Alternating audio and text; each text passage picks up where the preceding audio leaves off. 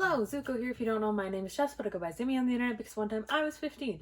So today, to fulfill my promise to myself to try and get better at reviewing books, I'm going to try my very darndest to review The Atlas 6 by Olivie Blake.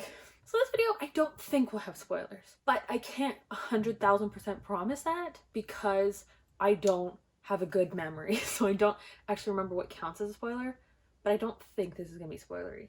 But if you haven't read the book and you're really worried about spoilers, click off, but I'm not going to spoil anything that is big, I think. So The Atlas 6 is like some weird dark academia book that follows 6 kids who spend a year in a building. They're trying to do something to move on, but I don't remember what that thing is or why, because it was like kind of weirdly explained. So you follow the 6 kids. We'll just get into them. I think you start off with Libby. So Libby is competitive and self-righteous. To me, she feels like she's the author's like obvious favorite, but still her personality is like eating slightly burnt toast with like nothing on it, just like plain toast, no butter, nothing. That's her personality. And she grew up in constant rivalry with this boy called Nico. So Nico is my favorite character, and I can't imagine him not being other people's favorite characters because he also reads like he's the author's favorite character. So Nico is like the half-hearted bad boy. He's got this competition with Libby, whatever. The important thing about Nico is that he's the only one with an actual life outside of the plot of the book that matters. Like his actual home life, his friends that he has outside of school are important, and he really cares about them. It's a boy named Gideon who's like half mermaid, half some other half-human animal, but he's come out full human, and he has a weird relationship with his mermaid mom who's like a sketchy bitch. And you love Gideon, so then you like Nico because you really like their relationship and their dynamics. And again, Nico's the only one who has anything that matters outside of this weird magical school. And then we have Raina. She can control plants. She's mopey. She gets the least amount of screen time, so she's kind of not established more than like being a wet cardboard box. That's, you know, if Libby is a burnt piece of toast with nothing on it, Raina is a wet cardboard box. I forgot that she was a character most of the time, and honestly, I feel like the author did too. There's a boy named Tristan. I think he's rich. So each chapter, there are like 8 parts, and each part has one chapter from the perspective of one of the characters. So like each character gets a chapter in each part. Anytime it was Tristan's chapters, I zoned out. Something about him just, I didn't like his character. I didn't like care about anything he did. So I think he was rich. That's all I remember. And then we have Callum, who we're just told over and over again is like dangerous. I don't even really remember why he's dangerous, but he is. And like Tristan, I couldn't pay attention to any of Callum's chapters. They were boring, and I didn't care about him as a character, so why would I read his chapters and care? So that was a problem, because now there are 2 characters whose chapters I didn't want to read. And lastly, there's Parisa, whose whole point is that she's pretty and has a lot of sex with people. Parisa's pretty much just there to make this book horny for no reason, and she also reads minds, so that's like a thing, I guess. So now that we know the characters, let's talk about the things that I liked. Okay, I thought that the magic system was interesting, and I didn't understand it, so I was like, oh, I want to learn more about this. I thought that the world was interesting, and I was like, oh, I want to learn more about this. Like this, there's something about this that I'm like interested in. I wanted to know more about Gideon because I liked him. I liked his and Nico's dynamic. Now we get to the part that I don't like. You don't get any like information on anything. Nothing is explained. Nothing is explained in this book. They spend the whole time in one building, and I couldn't describe anything about the building except there are chairs, because people sit down a lot, but nothing is described. So everything is super vague.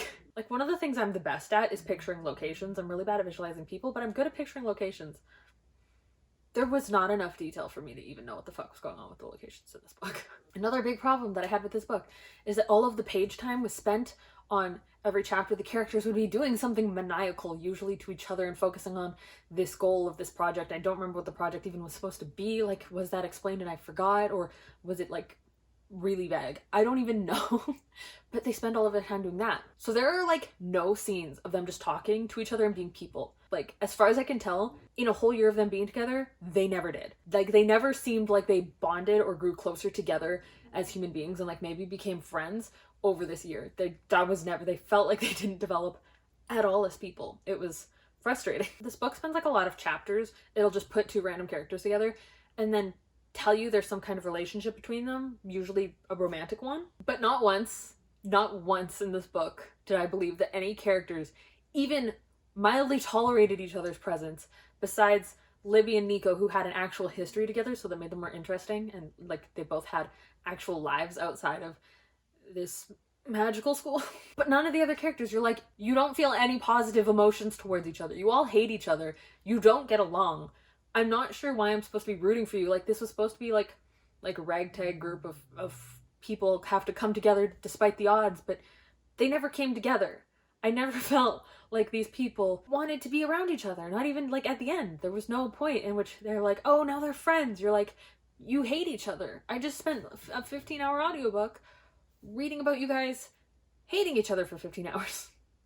Why? Why is there no character development? You spent a year together and you don't have any character development or relationships that have just come naturally where you guys feel like you enjoy each other's presence even a little bit. Like, there's a part in part 8 of the book, this isn't a spoiler, but Raina tells Nico, you should trust us. Why? They've never given any indication that these are trustworthy people. They've never given any indication that, like, oh, we're friends now, you should trust us. There's no reason that any of them should trust each other because they don't like each other. Like, imagine going up to a fucking stranger and being like, you should trust me. Why? Give me one reason. They don't have any. Of course they don't have any. But my, like, absolute biggest problem with this book is that I wanted to keep reading it. There was, like, never a part in this book where I'm like, I want to DNF it. Like, I'm considering not finishing it. I was, like, wanting to read it till the end because I was like, oh, something has to be explained. These things that I like about it have to be delved into. They don't. They don't have. I'm gonna read the sequel, but I have really low expectations. Like, my hopes are on the floor with the sequel, but I'm gonna read it and I'm probably gonna enjoy it. I don't know. Did I enjoy this book? I honestly couldn't tell you. I read it. Oh, this book also does that thing where it's like, oh, all the characters are queer, but every relationship and sexual encounter and stuff on the page are between a man and a woman. Like, it feels like queer baiting. It's queer baiting. You're like, oh, all these characters are queer, but all of their relationships are straight passing because I just wanted to tell you that they were queer. I didn't like it. It was like, oh, Christine Lynn Herman, is that you?